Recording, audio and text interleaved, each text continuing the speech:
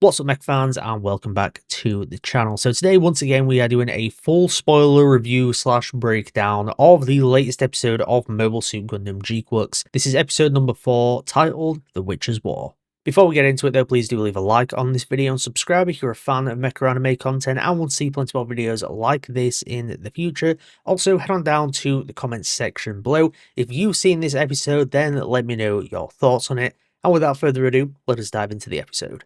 Shuji reveals that he and the Red Gundam desire to head to Earth using the money he earns from clan battle, a sentiment Amate agrees with. Shiiko Sagai, a former Federation ace pilot known as the Witch, meets the Pomeranians after learning of the Red Gundam's appearance in the colony, and challenges them to a clan battle due to her desire for revenge. Piloting the gelgoog suit, she becomes obsessed with defeating the Red Gundam and begins ruthlessly attacking Shuji with technology and techniques that rival even new-type reaction speed. In an event Shalia compares to the Zek Nova, Shuji brings Shiiko and Amate into the Kira Kira, where Shiiko reveals somebody is communicating to Shuji through the Red Gundam before she is killed by Shuji when he destroys her cockpit. Witnessing this, Amate realizes the lengths Shuji would be willing to go to achieve his dream. Alright, so that should give you a general overview of this episode, and like I've said multiple times, this is completely new content for me, because episode 1 through 3 were essentially what made up the beginning theatrical release, and I think this is quite comfortably my favourite episode of the series so far. And one of the main things I like most about it is that it kind of encapsulates like a standalone single episode story. Obviously very much a part of the main, larger story that this series is trying to go for, but it tells a complete character arc, complete character story with the introduction of Shiiko. This is like the first time where Amate has met someone, found out about them, found out that they got a family, found out, all about their personal lives, and then seen them killed right in front of her. So she knows full well what this character is losing by being killed and what those people closest to her are losing as well. And really the big thing that makes this episode so good is this character of Shiiko, where you introduce her, you give like a decent enough idea of her character, who that she has in her life, her general backstory, her reason and motivations for being there, and then you kind of wrap it up with her dying, and you just tell this complete story of hers within like, a 20-minute span. And I think it does a really good job where it doesn't feel like it's rushing through things too much.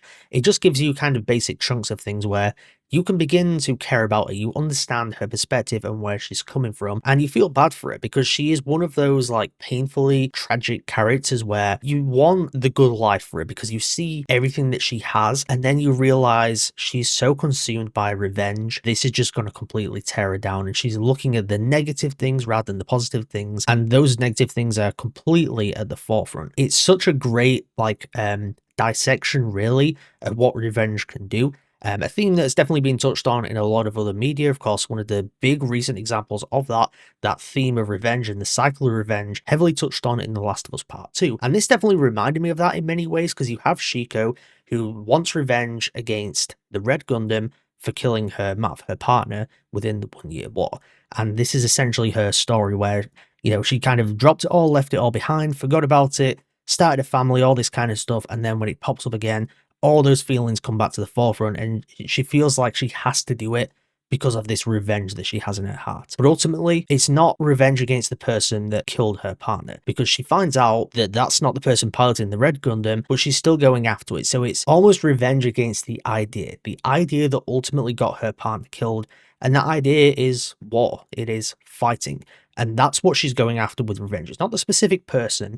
And because of that, even if she was to wipe out Shah, she was to wipe out the Red Gundam, even if then she was to go on to wipe out the entirety of Zeon, that inkling of revenge is always going to be there. It's always going to go away. Which then brings me to her being killed by Shuji. And there's been like a lot of people that are so against the character of Shuji now because of this very reason of him killing Shiiko, which I completely get from a very kind of surface level perspective. But you look at Shuji, who he is as a character, and you look at the situation that he's in, where it was kind of a kill or be killed situation. And because he is seemingly a new type, they can understand people on a deeper level. The psychological communication there, mind communication, all that kind of stuff.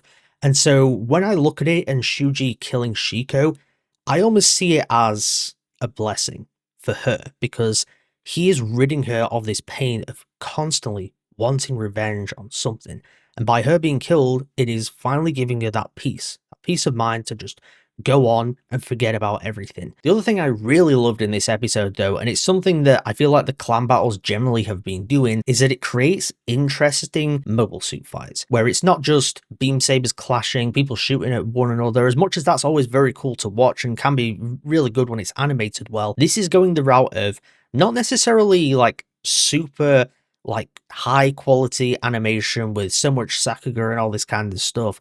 It's actually just going the route of how can we use like different techniques of fighting in battle to make it come across as far more interesting and just different, you know, but like making all the battles stand out. And they do this with this episode by having the gelgoog essentially have a wire that it shoots, and it uses that to kind of switch positions. And it's just really cool how it's then played out within the episode, where you kind of got the gelgoog coming in and then all of a sudden it kind of switches places a little bit. Really cool, and it showcases some very, very cool action and movements of mobile suits. So I hope that they keep up that trend of just doing different things each episode that make the clan battles stand out, whether that's, you know, incorporating a lot of Mav technique stuff, or it's just, you know, adding in these whole different aspects and different equipment and such that just make the fights different. I love when they kind of do that type of stuff, so it's not just the straight beam sabers clashing, people shooting at each other. Like I said, that stuff can be very cool, but it's always more interesting when you just add a different angle to it, and it just makes it, you know, more of a fun fight to watch that feels like it stands apart from everything else. This episode also does a lot more in terms of minor bits of world building, where it'll have these little dialogue exchanges that give you a good idea of what's going on outside of Side 6. In particular, very early on in the episode, you've got people rioting and going against the Sodon, you know, with the flags, not flags, but, you know, boards held high in that saying, get Zeon out of here. And then you have a couple of officers that are discussing kind of the state of Zeon and what's going on outside, essentially talking about how Zeon, you know, the war has ended between the Zeon and the Federation, and now you've got more of an internal civil war within Zeon, where you've got Kycelia that wants power, you've got Giran that wants power, and it's essentially those two going up against each other. Whoever comes out alive or on top is the one that will kind of lead the entire universe or the world, whatever you want to call it, in their specific vision. So I think that kind of stuff's really cool, where it's just giving us these ideas of what's going on. Like, how is the world different with Zeon in charge, particularly with these different characters? It also confirms that Giran is indeed alive. Those kind of things, I love as little tidbits of information. It's subtle world building that feels right within the context of what's happening within the scene, without dedicating an entire episode to, you know, going off and seeing squabbling between Kycelia and Giran. I love that kind of stuff, and this episode does it very, very well. You also get a returning character here in Dr. Mos Khan, who was one of the scientists, or one of the Federation scientists or engineers within the original Mobile Suit Gundam series. He is the one that was essentially behind upgrading the RX-78-2 to, you know, keep up with Amuro's new type abilities. So seeing him return, very, very cool. Once again, another one of those characters that is not like a major player within the original Gundam series, but within the context of what they're doing in this particular episode, completely makes sense to bring him in. And with the inclusion of him and Shiiko within this episode, you get a better understanding of the Federation remnants that is still out within the galaxy. Of course, like I said, Shiiko, Dr. Mos Khan, both of those characters part of the Federation initially, and you kind of get an idea that this whole clan battle group that's actually just more of a front for a corporation called the CRS is largely made up of a lot of former Federation workers. It'll be very exciting to see how they continue to expand on that, and maybe we see more of these characters, more of this group, and understand what's the goal here. Like, are the Federation remnants going to plot against Zeon and the Zabis? Is that kind of stuff going to go down in this series? I have no idea.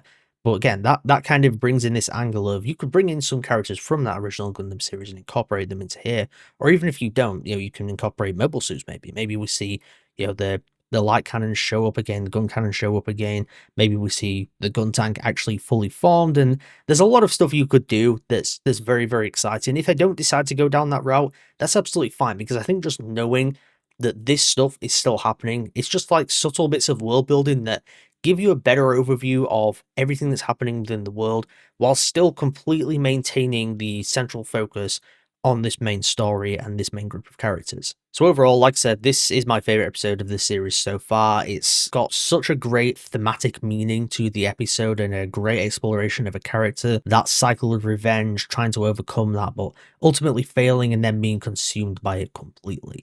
I think it's Just a great episode in that regard because it feels so standalone, but ties so much into thematics of the series and, the effects of war, how that impacts people. It just feels very Gundam-like, and I think that's one of the great things about GQuuuuuuX, even if from a visual perspective and, maybe character perspective and that sometimes it's not always the most Gundam-y thing. There's so much in this series that feels like classic Tomino Gundam in terms of themes, ideas that it's trying to explore, and I think that's one of the reasons why people are really loving this thing. But those were my thoughts on episode 4, The Witcher's War of Mobile Suit Gundam and GQuuuuuuX. Before I get out there, please do leave a like on this video and subscribe if you are a fan of mecha anime content and want to see plenty more videos like this in the future. Also, head on down to the comment section below. Let me know your thoughts on this episode. What did you think of the clan battle? What did you think of Shiiko's character? And are you excited for episode number 5? Thank you once again for tuning into Mecha Chat today. I'll see you guys next time.